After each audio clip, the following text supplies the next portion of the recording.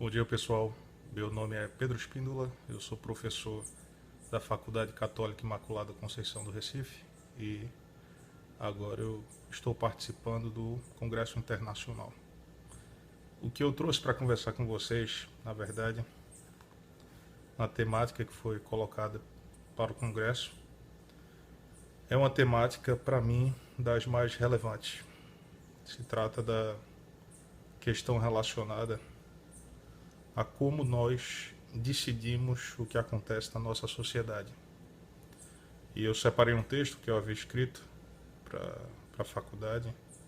Vou fazer a leitura desse texto e a partir dele vou desenvolver as ideias que eu vim trazer para vocês. Então,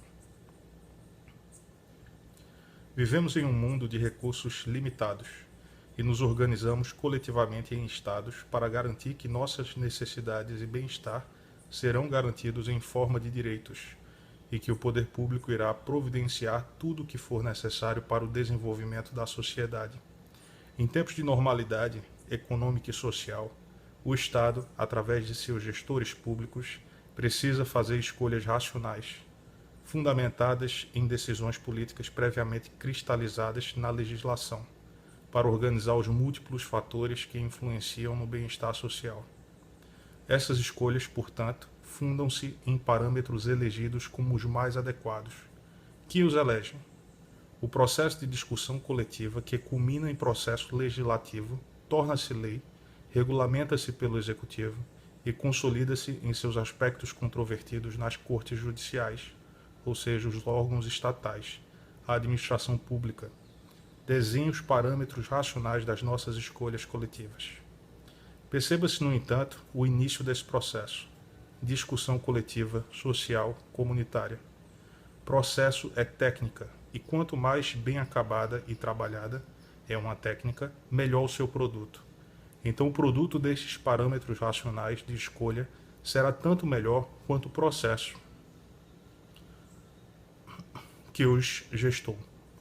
A lógica para épocas de crise é a mesma. Precisa-se urgentemente de parâmetros racionais para fazer escolhas. Escolher onde empregar o dinheiro, se na construção de um hospital ou compra de equipamentos, se pacientes em determinada situação devem receber maior atenção do que outros, pois o contingente de profissionais médicos não abarca a demanda. Estamos diante não de escolhas feitas considerando a reserva do possível em tempos de escassez relativa, mas diante da escassez absoluta. Estamos diante do que os norte-americanos chamam de escolhas trágicas. O Estado, diante da crise, precisa operacionalizar toda a sua máquina administrativa.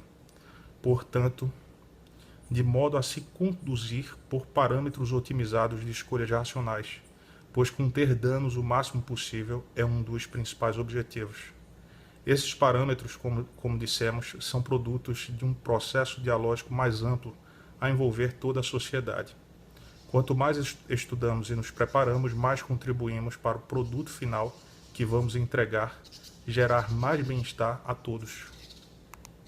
Então, esse é um texto que eu queria começar lendo para vocês, porque ele diz respeito justamente à nossa responsabilidade como cidadãos de contribuir para esse processo de organização de parâmetros racionais para tomar decisões.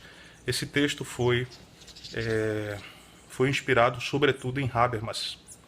E a ideia do Habermas é que a gente teria uma racionalidade que é instrumental, aquela que seguia pelos meios e suas finalidades, ou seja, vamos fazer determinada coisa para ter determinado resultado, mas nós também temos uma racionalidade que é a racionalidade comunicativa, que nos permitiria então fazer escolhas a partir do diálogo e a partir do consenso.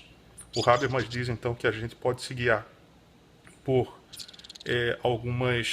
alguns parâmetros que servem a cada tipo de sistema específico. Quando a gente está dentro do Estado, a gente se guia pelo poder administrativo. Quando a gente está na lógica do mercado, a gente se guia pelo dinheiro. Mas quando a gente está fazendo escolhas na sociedade, a gente precisa se pautar pela solidariedade, que ele chama justamente de poder comunicativo. Essa possibilidade que a gente tem de chegar a resultados comuns após uma discussão racional dentro da nossa sociedade. Então eu acho que esse é um ponto crucial para a gente conversar e para a gente desenvolver, sobretudo nesse momento de crise, para a gente refletir como a gente vai sair dela e poder se organizar após esse momento inicial de grande perturbação social. O Habermas então traz algumas questões interessantes e eu acho que a gente precisa focar, sobretudo, no ponto relacionado à democracia deliberativa. Essa forma de tomar decisões racionais dentro da nossa sociedade, eu acho que precisa ser aprimorada a partir desses critérios. Na democracia deliberativa do Habermas, o que acontece então é que a gente parte de um procedimento para chegar a decisões racionalmente aceitáveis. E esse procedimento diz, sobretudo, como a gente vai participar de um diálogo que seja livre de dominação. Um diálogo em que as pessoas efetivamente possam colocar as suas opiniões e possam defender essas opiniões. E as melhores opiniões vão produzir os melhores parâmetros racionais e é por esses parâmetros que a gente vai guiar nossas decisões. É interessante que ele usa o termo solidariedade para definir isso, justamente para colocar a necessidade de que a gente compreenda que esse diálogo ele só vai poder produzir um consenso, não um consenso de todos efetivamente concordarem com as mesmas coisas, mas um consenso em resolverem que estão indo para o mesmo caminho. E a solidariedade é um termo interessante porque justamente define que a gente vai se guiar para produzir esse consenso a partir da escuta de todos que estão envolvidos nesse processo. Não vai ser algo determinado de cima para baixo, vai ser algo produzido coletivamente. Então são algumas ideias que eu julguei necessárias para a gente conversar hoje e tentar contribuir com o Congresso. Obrigado, até mais.